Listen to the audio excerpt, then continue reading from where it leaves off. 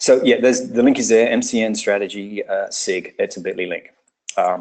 So what I'm going to show you is really some of the tools that I'm using, which hopefully you may be able to use in your own institutions. I have some advice about how to kind of get digital strategy going, which hopefully will be useful to you. What you're seeing here is we have some recent gigs right now. Frist in Nashville, Mingay, which is local to Balboa Park. I'm still on retainer at the St. Louis Art Museum on their digital strategy. Worked with the Walters and San Diego Natural History. And so it's a range of types of museums. And like I said, the framework has evolved. And so hopefully it is appropriate to all of you. So this is your kind of bog standard consultant slide, but this is really the framework that is kind of evolved and that we use right now. So it starts off with a kind of a vision and goals exercise, working with as many of the stakeholders as we can. We go through a discovery and capacity building kind of phase, and that's really important. What I found is, and this may resonate with you, when an organization is looking to do a digital strategy, no one is kind of sitting around twiddling their thumbs thinking, yeah, I'm desperate for a new project, so I've got nothing to do. It really does take time and attention and from folks on the ground. And so capacity building is really important, and I'm going to delve a little bit into that about the framework that we use. We go through an engagement process of just figuring out, where are all the places where not only is the institution engaging with its audiences, but where are the staff engaging with technology as well, and those two pieces are equally important.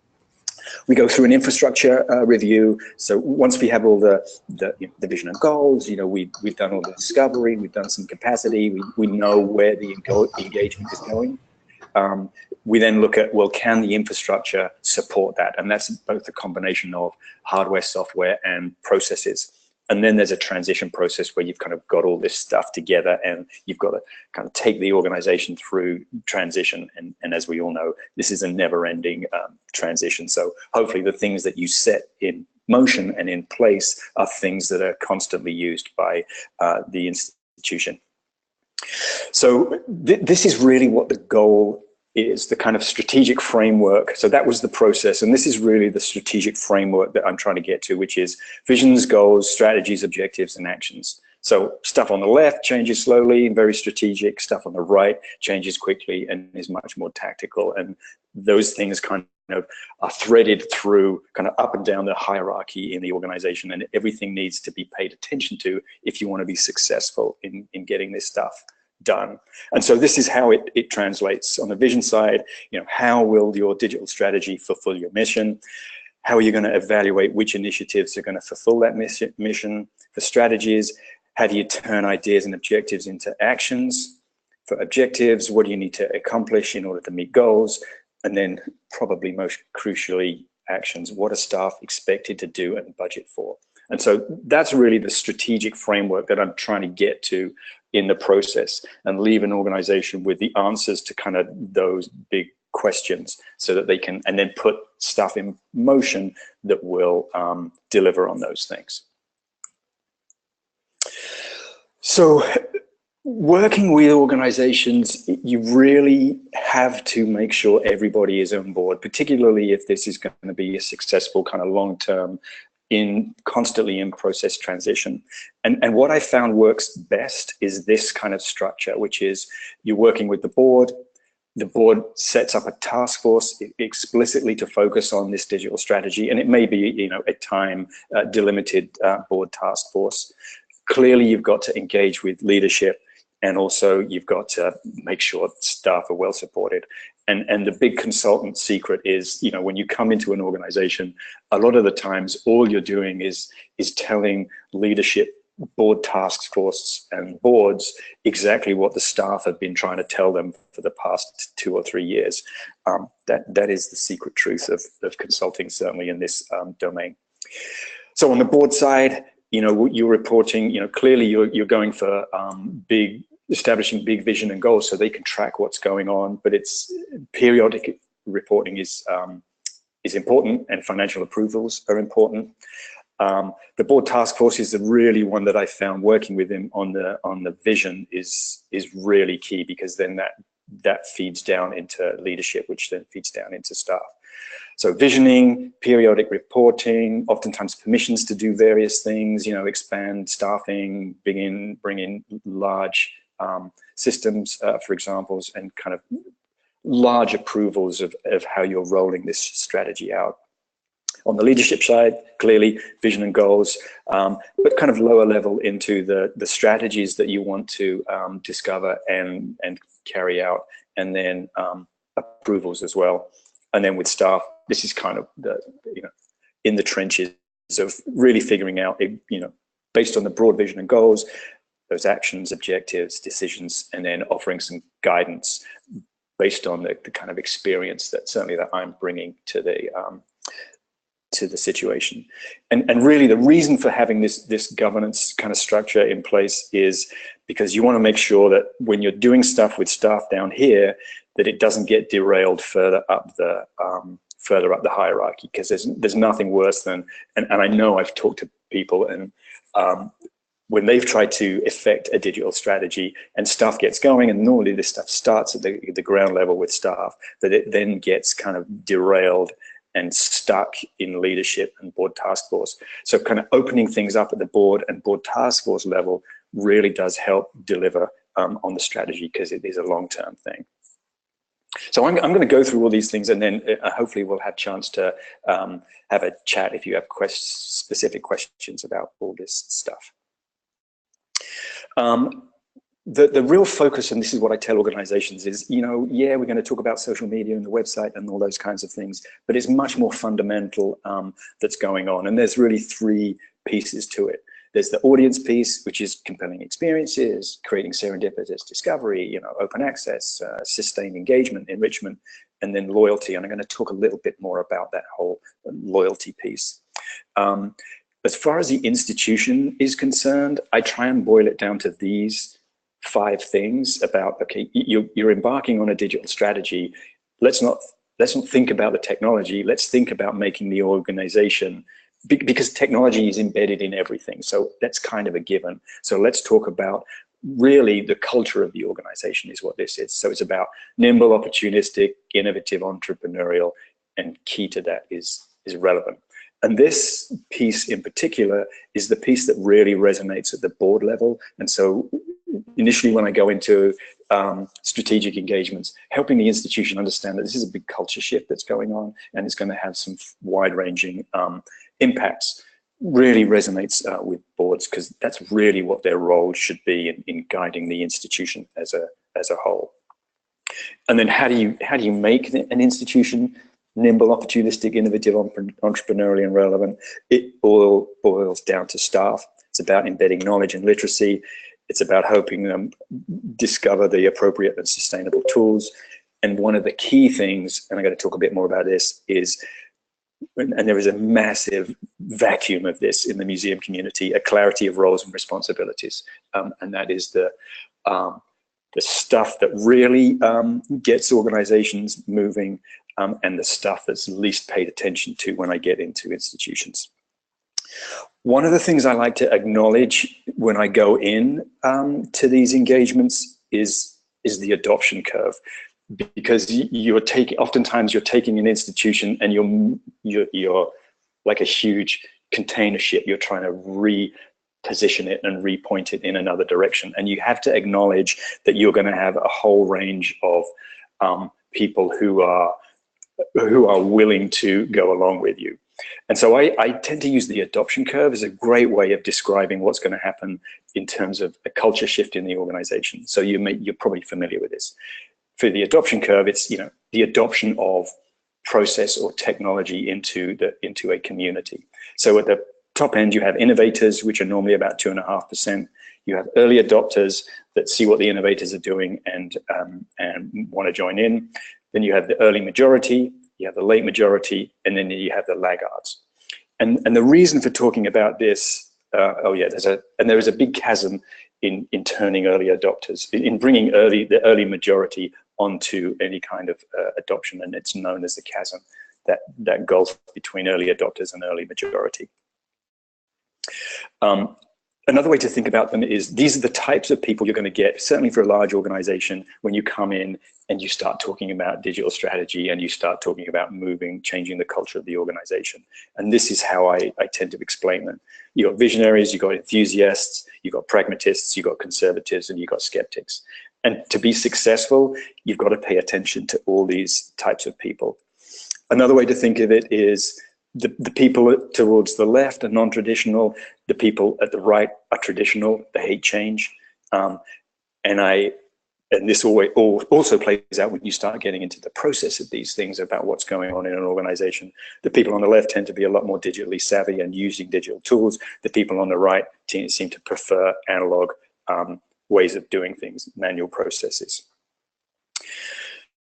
To be successful, you've got to have a combination of pulling this kind of strategy through the organization. So you do rely on the innovators and the early adopters to rally around the cause and really pull the organization into the 21st century. But you also have to rely on picking out those laggards and pushing them. And sometimes the greatest success you can have is accelerating a laggard into the innovator stage, or at least the early adopter stage. Somebody who is very vocal about not wanting to change, giving them, making a quick win with that person, particularly if they're very vocal within an organization, that can do an enormous amount of good in putting a digital strategy through. And here's just a curve of the effort. Small amount of effort in convincing visionaries and enthusiasts that you're going to change things, and you have to put a lot more effort into the late majority and the laggards. Like I said, this is a great visual again for certainly leadership, teeing them up to know that there's going to be a lot of effort in bringing the entire organization along with whatever your digital strategy turns out to be. So I wanted to share with you some of the vision and goals that have come out of some of the engagements that I have, just so you kind of get a sense of what's coming out of these things. And so these are really kind of frameworks for the board to adopt. They're fine to share with the staff as a whole, but really there's something to kind of repeatedly come back to the board with when you are advancing your digital strategy, to make sure that they understand what you're doing aligns with these kinds of things. So I'll read these out. So, and these are genuine, come from organizations that I've worked with. So support and sustain all aspects of our strategic plan in order to engage and strengthen our internal and external communities, deliver compelling, relevant, and accessible experiences, empower and harmonize our team through tools, capacity, and knowledge. And so really it's just kind of a quick way of encompassing, I think, this is what we're going to achieve with our digital strategy. It's talking to both internal and external communities. And what I like most of all, it's how are we going to make the institution relevant and accessible? And it is through the tools and knowledge. Here's another one, and this you'll see, it has absolutely nothing to do with digital strategy per se. It's more about moving the organization, changing the organization and transforming the culture in the organization. And this actually often happens. You kind of go in talking explicitly about digital strategy, but as you go in and everybody figures out, oh yeah, it's embedded in everything, it really does. It really is about the whole institution, so a much higher level strategic kind of process in place. So it supports our mission by transforming the organization into a cohesive, integrated, technologically literate and supported community that inspires and empowers a connection to the world. That could be a strategy and vision for an organization en masse. Another one, leverage technology to stimulate deeper connections to our exhibitions, collections, and related programs, inspire audience engagement, promote learning through increased access to the collections, programming, and research content, and empower staff with the tools and skills to fulfill our mission.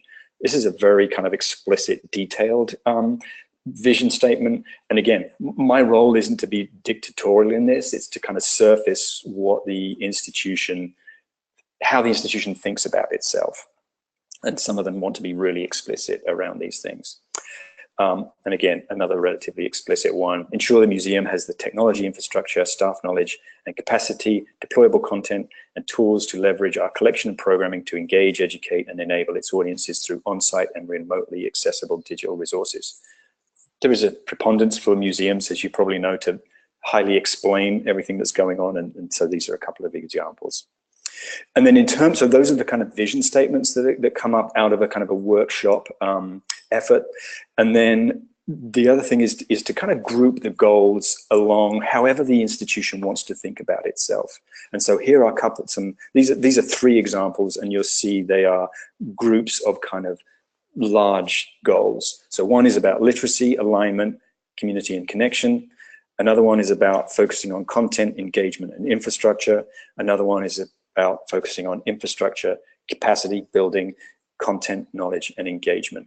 And really, again, this just kind of comes out of workshops with the institution about how they want to think about their institution, whether it's based on the kind of business units or departments or whoever has the largest voices in the institution. It just kind of comes out of those things.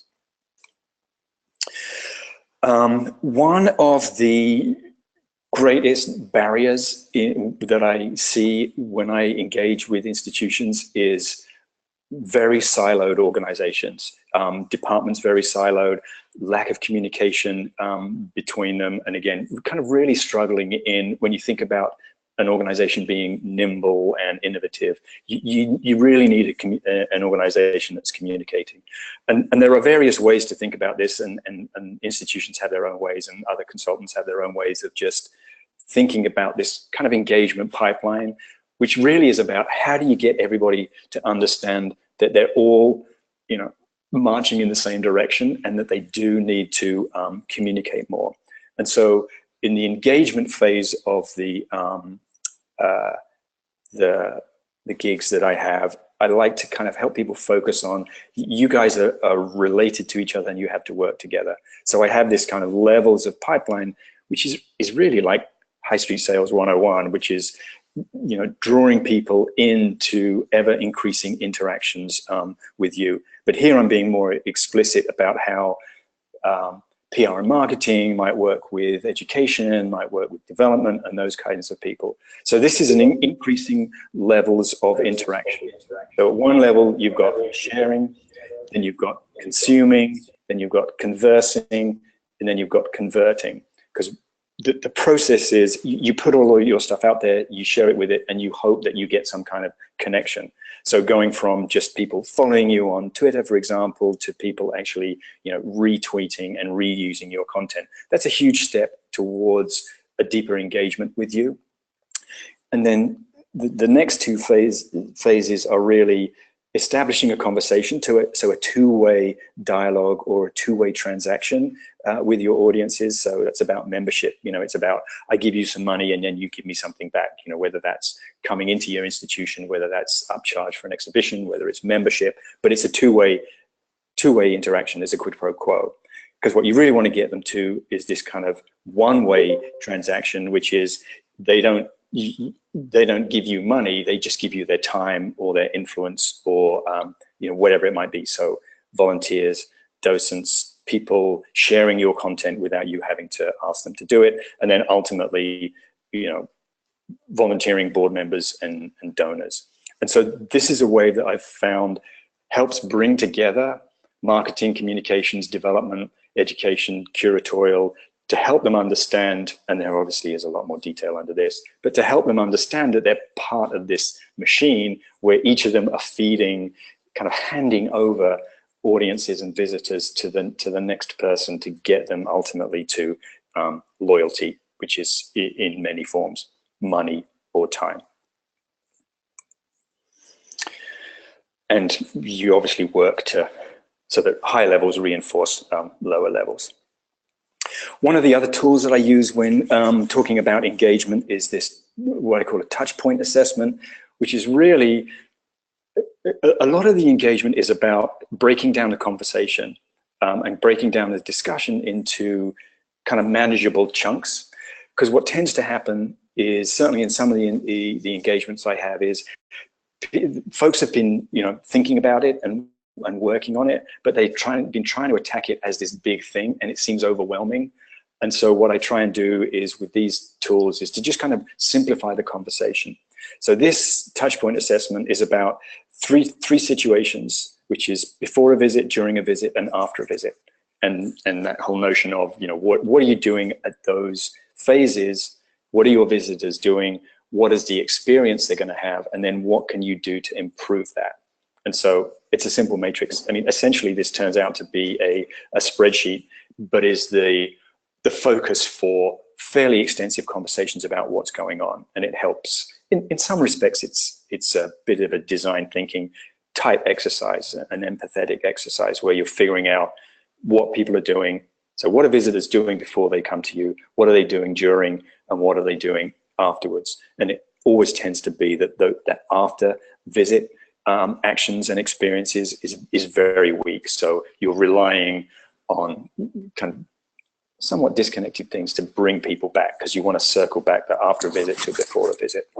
And so the potential experiences, you kind of look at the gaps that you've got based on what visitors are doing, what experiences you're providing, and then what are the gaps. And those are really defining some of the strategic objectives that you should have when it comes to engaging with your audiences.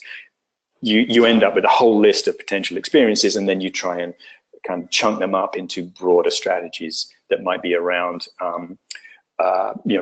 bringing in emergent new audiences, that might be bringing in wayfinding if you figure out that visitors are trying to find their way around your organization. So again, just a way to simplify the discussion into chunks that you can have a conversation around, come up with some strategies, and then roll those up into larger initiatives. One of the other things, and you may have seen me talk about this, is helping organizations figure out where they are in the field of things and where things are going. So I have this, what I call a vision matrix, which is 5 levels of some kind of theme or initiative or culture or philosophy or whatever it is. So the 5 levels are conservative, which is a traditional kind of restricted, protected approach; a confident level, which is controlled; a bold level, which is emerging practice; a visionary level, which is cutting edge, which is really, these are what people are starting to do in the field, and we have examples out there in the field, and it will be topics of discussion at MCN conference, for example.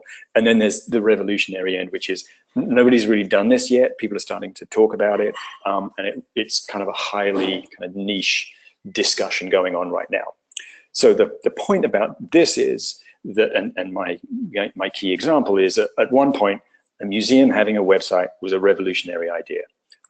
And that all these things, whatever you pin on these at these levels, is the revolutionary, and the visionary side is at some point going to be bold, confident, or conservative.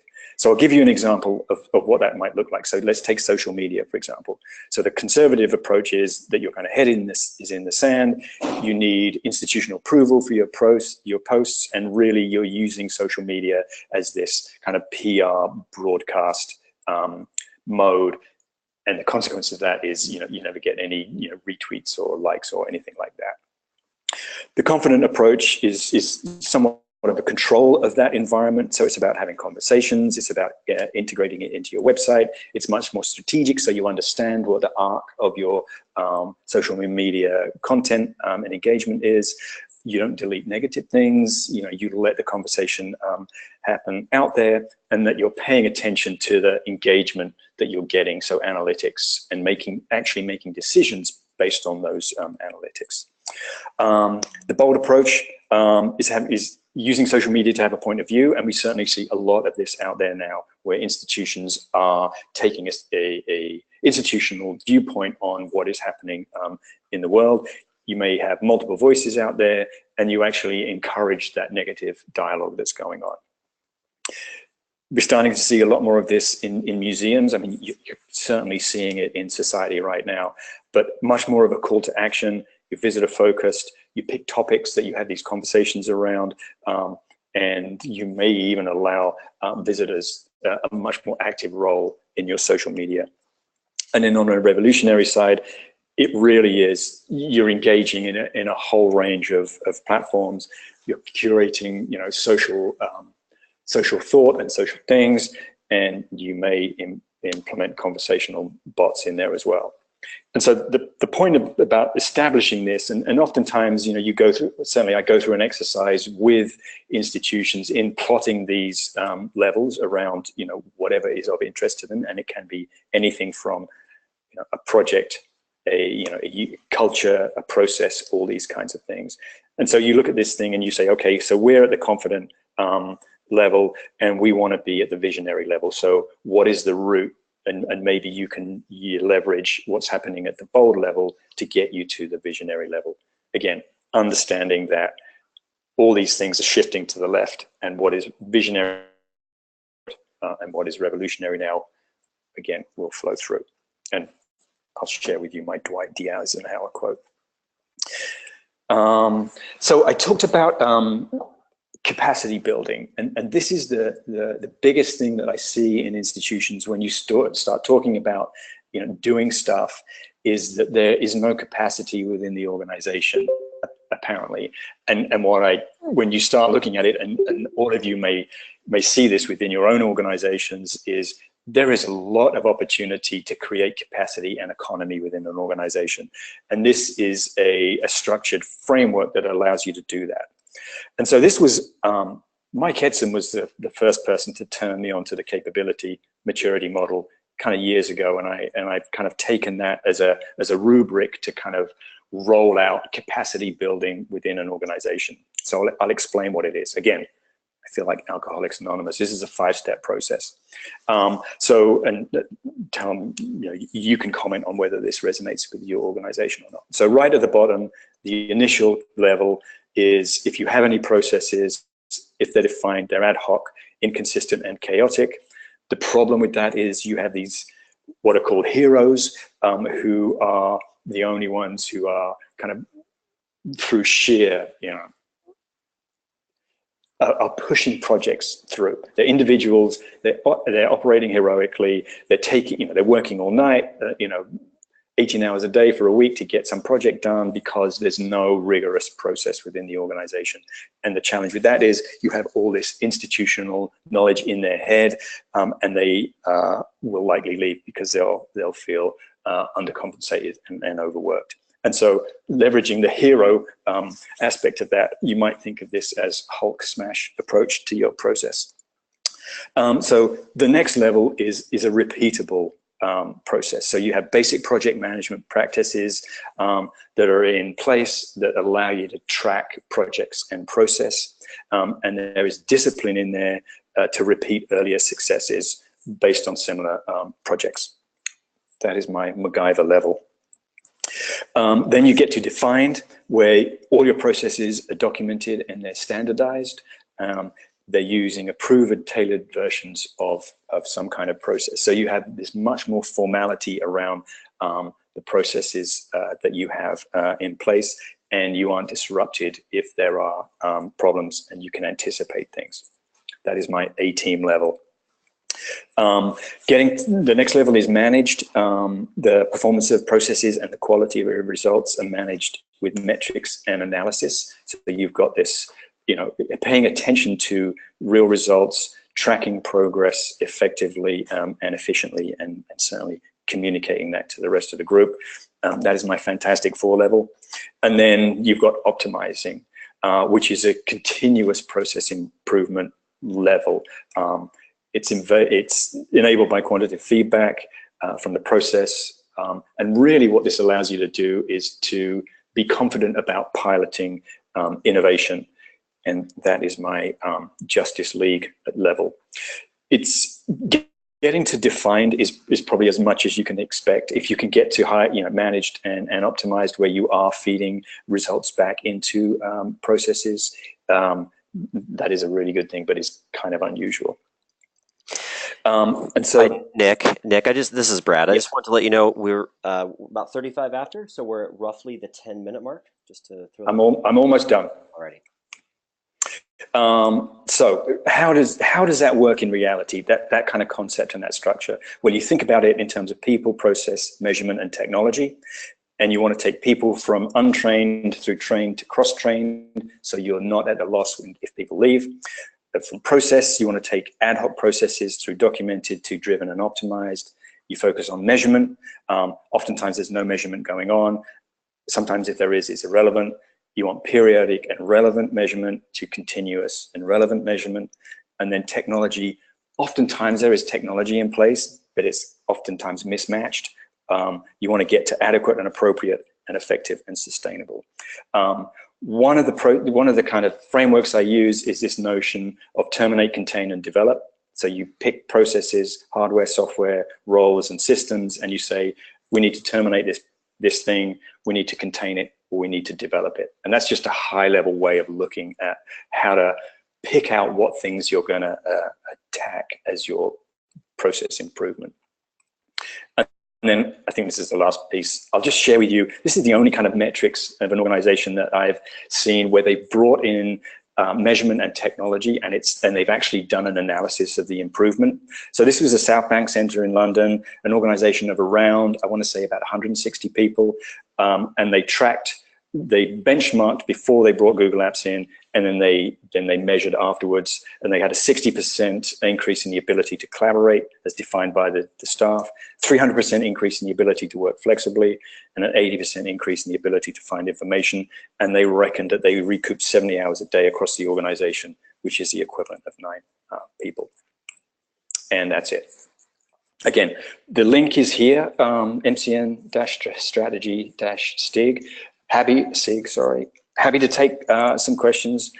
You can view this presentation. I know that was a lot of stuff and a kind of a brain dump, but I hope there are some tools in there that you might be able to, that certainly might get you thinking about how you might get strategy going in your own organization.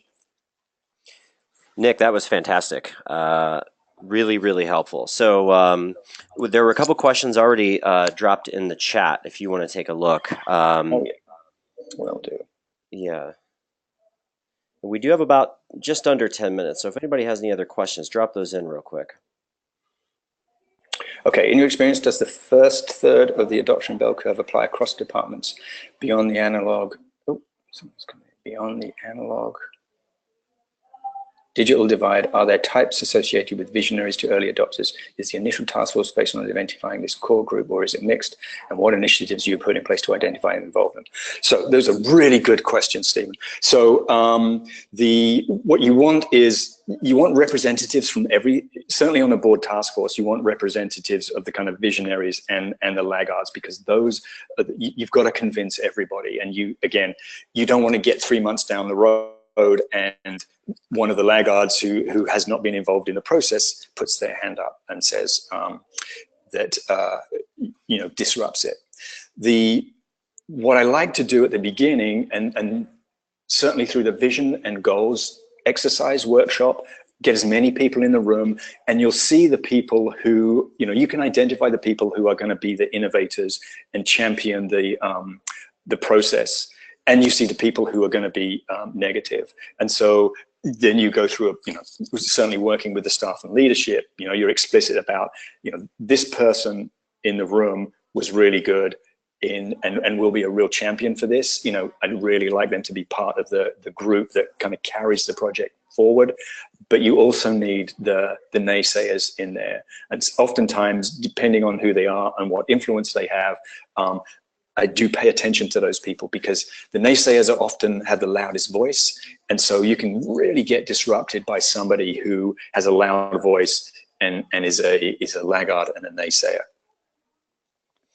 That's great. And what I would do is, there was a great question from Stefan. Why don't we jump down? He has another question, but let's answer from a couple of other people. I see one from Chuck. How often do you find that misunderstanding of the capabilities of the tech contributes to the conservatism of slow adopters? All the time.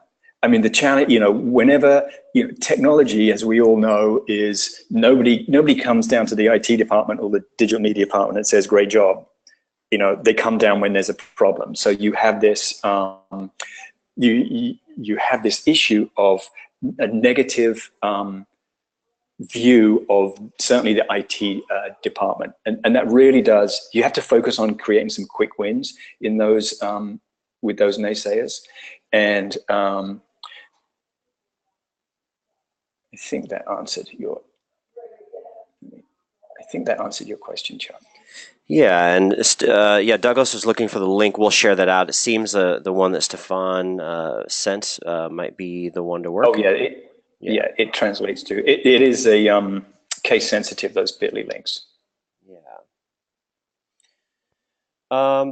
that's great. We do have a couple minutes left. So there was an earlier one from Stefan. I'm looking at it, Nick, so I can read it to you. Which is the engagement pipeline. Yep. Is the engagement pipeline also representative of a model to gain internal adoption within the museum? Yes. It's, I think that the point of that thing is there are, and I started with this, there are so many silos, and it's oftentimes so many silos, and they're normally by department. Sometimes because it's geography, sometimes it's just because nobody's, they've never thought to kind of sit down in a room and get together.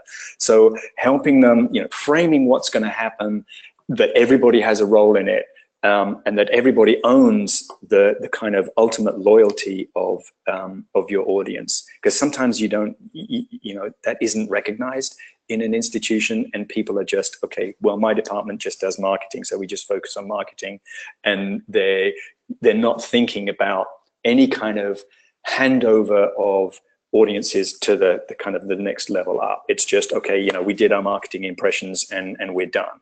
There's no, and so what's the next thing? So absolutely, any kind of tools and frameworks that you can use that help the organization think about itself outside of its silos is helpful, because as we all know, there are plenty of communication tools out there, and what I certainly seem to find out is there are a couple of departments that suddenly that will adopt Slack to just kind of do end runs around some institutional sluggishness, for example, and certainly highlighting examples like that is a good thing. And certainly I've had some really good wins of just highlighting that the digital media department and education are on Slack, and they're doing all these cool things, and nobody else knew about it because it's this kind of hidden layer of communication going on within the organization. That is great. Yes, so Douglas, I see your question. Yeah, I will share out the recording. Yeah, I'm going to be sharing it with my staff as well. So, Nick, any last comments before we wrap up? Anything else you wanted to share? No, anybody, like I said, the presentation is available. There's a recording there. I'm on the end of an email or a phone call if anybody wants any kind of detail, or a highly priced consulting gig. That would be great. Well, so I just have to say thank you, Nick. This has been really, really well done, and I appreciate your time. It's no small ask, and it's the first one of these that we've done. We've got a bunch this year. I know that you're doing another one later in the year, and a couple of our here in the audience now, Stefan Tran and Douglas Hegley are doing presentations for us later. So thank you for getting us off to such a great start. No worries. Happy to do it. Yeah, that's great. Happy Friday. Happy Friday, everyone. Our next one of these will be Friday, April 20th at 1 p.m. Central Time. Admittedly, we do not actually have a presentation lined up for that. We'll be working to get something lined up, and if not, we'll share resources or perhaps host a group conversation like Mark did last month. So thank you all for your time. Happy Friday, and have a great weekend. Thank you again, Nick. Thanks a lot, man. Take care, everyone. Yep, cheers.